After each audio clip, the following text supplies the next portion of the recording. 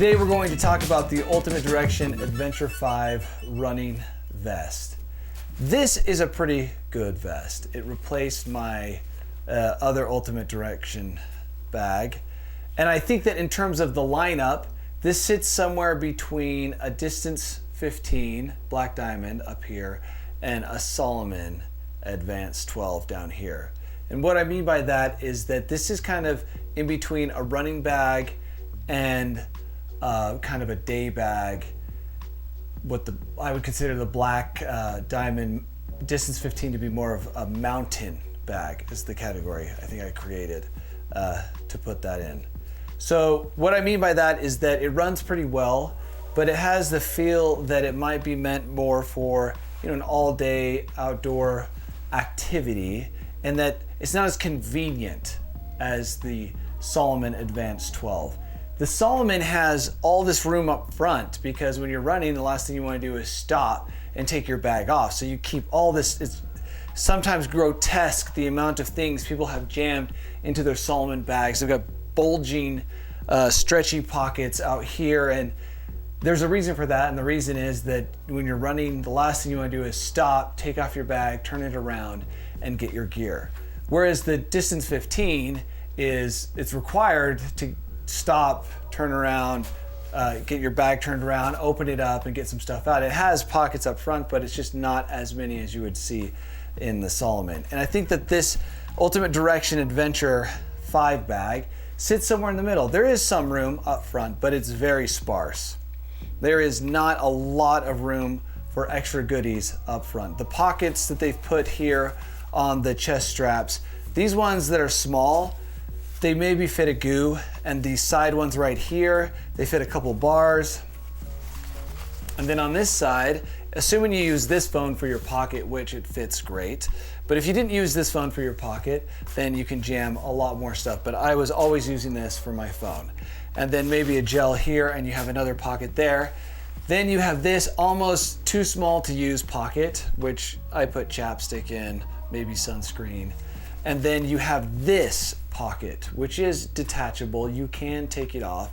And they state that it's meant to be used for like a spot locator. Even has a little hole for an antenna, just to get that extra reception so they can find your body.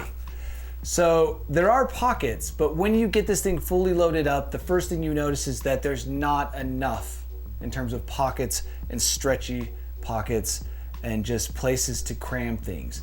And another shortcoming is when you do put poles on this bag, and one of the greatest features of this bag is its pole carry. You put the bottom through here, and then you bungee right here using this bungee, and it's great. I love this pole carry, but when you put the poles on, you effectively block the use of this pocket and this pocket down here. It creates like an 1.5 inch space where you can just barely get to the stuff in the pocket, but you can't quite retrieve it.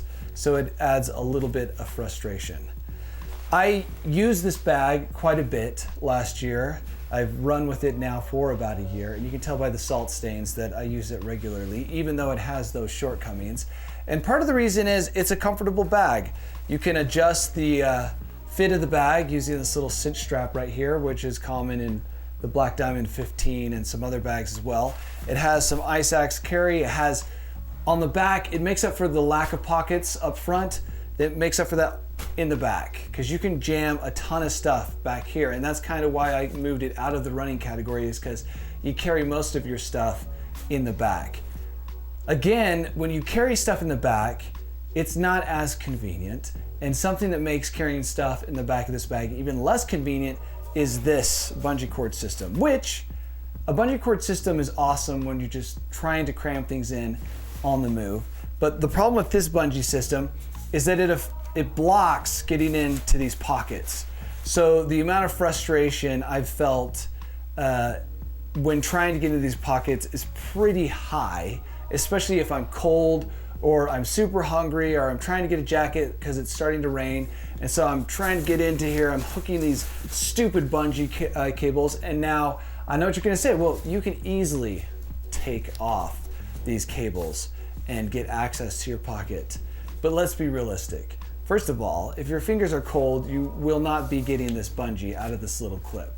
So I've never actually done that. I will sometimes remove this clip up here to give me access to the top of the pocket, but I also use this clip up here to kind of like finalize the whole bungee system, because I hate having spare bungee anything bouncing around. If I get bounced in my bags, I'm not having a good day. But when it comes to fitting things in this bag, it can fit a ton, and that's why I used it so much. I used it in Glacier and a handful of other all-day adventures, and that's because you can just cram it full of stuff. It's got this main compartment, which can hold just more than you think, and then it's got this small outside pocket, which is great for gloves and stuff like that. And one other cool feature that really attracted me to this bag was it has a built-in rain cover. So what you can do if it starts to rain, and like I said, this is kind of why I got it, you take this little rain cover out and you throw it over the bag, and it clips on there at the bottom and clips onto this part, and it actually works. Oh, sorry, it clips onto this part, and it actually works really well. I used it once or twice, and it's just nice having that feature. And unfortunately, I live in the desert. I think we went like 3 months without rain. So it's not necessarily a feature that I need. It's just something that sounded like a great idea.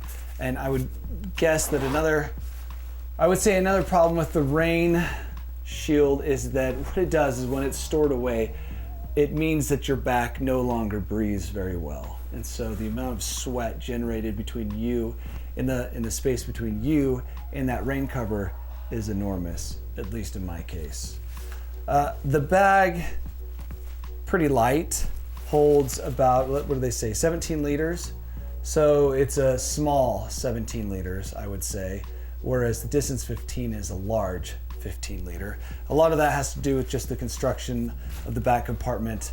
I feel like those giant openings that, like in the Distance 15, just give the sense that you can cram more stuff, where if you split it into multiple compartments, yeah, I can put a lot of stuff, it's just not as convenient or easy to access. I know I've said a lot of bad things about this bag, but if you were looking for a bag that wasn't necessarily going to be a running bag and more of a, I run a little, I hike a little, I want to be out all day, then this is kind of the bag for you.